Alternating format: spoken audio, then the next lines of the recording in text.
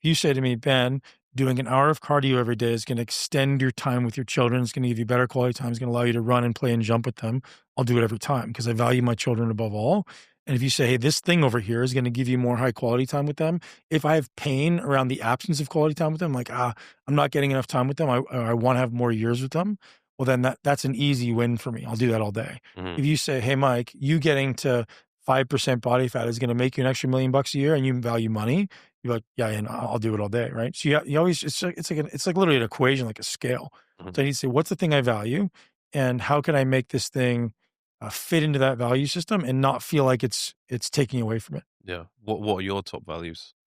Family, growth, and now health and wealth. So historically, I didn't always value wealth, which is interesting because I think I had some unconscious trauma stuff around money, which a lot of people do. But I look at money differently now. I think about What do you money. mean trauma around money? Um, They feel like they don't deserve Don't it? deserve it. Yeah. So do you ever have anyone say to you like money is the root of all evil, more money, more problems, all Yeah. those like common things that people throw out? I had all those. So like all the things coming from my family, it was just like intertwined in everyone. So I was like, I don't need money. I've always had enough, and I don't need an abundance of wealth. Whereas now, I view wealth as empowering. Like I can do more of the things I want to do with the people I want to do them with, and ultimately give more back to the world. Because I always took, many people do this. You take this what you'll call selfless approach to money. Like, I just want to give value. I want to help people. And so you hear every coach in the world go, I just want to help people. You're like, bullshit. You have some stuff around money. So because if I give you $100,000,000, are you going to help more people than if you have $1,000 in the bank? Yes. So this mindset around money is always some type of fear-based, inadequacy-based I belief think I have system. it a little bit. I want to be more motivated to make more money. I've got the guy to fix it for you. Yeah. Yeah, you should have him on the podcast. His name's Elliot Rowe. He's based in Utah. He's actually a British guy. Mhm. He's a hypnotherapist. Sounds wonky, but it's very legit. And he works with like Bay Street, or like Wall Street. He works with poker players, professional athletes to change their belief system and their identity around stuff. He's a Mhm. stud. Get him on. When did it change for you? Want to work with him? Oh, really? Yeah, yeah, But did you go to him for that reason yes. because you wanted to change? I had a lot of. I hate using the victim words of I had a lot of trauma in my childhood because it's all awesome. Like it all made me who I am. But I had a lot of shit. Like it took a lot of baggage with me from my childhood. Um, and so I spent a lot of time. Probably did 7 or 8 sessions with him. Um, that all just helped me unwind like all of the belief systems. And I've done a lot of psychedelics. Mhm. Yeah, which helps also. Okay. Yeah. Well, I mean, I don't know if you wanna get into it too much, but, like, what kinda shit did you go through? As a kid, Yeah. how long you got, man? You got a couple more hours? Here we go.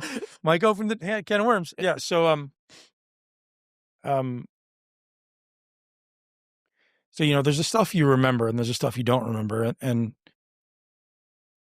I hate, I don't want to throw anyone under the bus. I don't want to be like, talk bad about anybody, but everyone in my family is an alcoholic. Um, so I grew up in a family of alcoholism, chaos, um, crazy explosive fights. Think of my house like just complete chaos. It was like a war zone.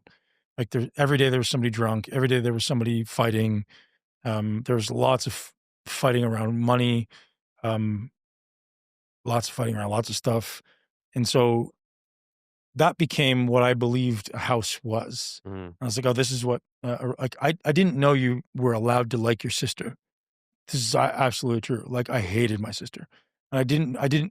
And I didn't know that I was like supposed to love my sister. I didn't know that. And so when I met people who were like actually loved their sibling, I was just like watch them in awe. I was like, what is this? Like, what is this like magic serum? Like they're drinking some magic potion. I'm like, I don't understand. To include like being healthy and being wealthy and loving people. Like didn't see any of that in my childhood. Mhm. So it was interesting that yeah, all that gets wired in me, right? I got I got yelled at a lot. I got told I was obese because everyone in my family's obese.